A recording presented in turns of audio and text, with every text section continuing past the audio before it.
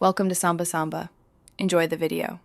In this video, I will explain how to program a Ford F-350 key fob.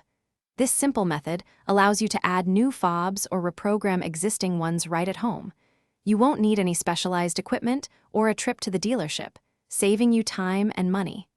Just follow these straightforward steps to get your key fob working perfectly. Let's get started and make sure your truck is ready for action. Before we begin the actual programming, a few quick preparations are necessary. First, make sure you have all the key fobs you want to program with you, including any existing ones. Next, ensure all your truck's doors are completely closed. This is a crucial step for the system to enter programming mode correctly. Finally, insert your key into the ignition.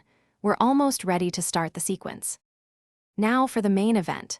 Turn your ignition key from the OFF position to the on position 8 times within a quick 10-second window. Don't start the engine, just cycle the ignition. You'll hear the door lock cycle, indicating the vehicle has entered programming mode. Immediately after, press any button on the first key fob you wish to program. Repeat this for all other fobs within 10 seconds of each other.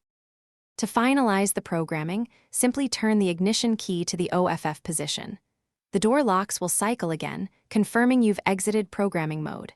Now, take a moment to test each key fob you just programmed. Make sure all buttons, like lock and unlock, are working correctly. If any fob isn't working, you might need to repeat the process. Also, for those looking to improve their financial outlook, check the description for a link to a book that can truly change how you think about money, along with other great deals. Thanks for watching. Consider subscribing if we helped you.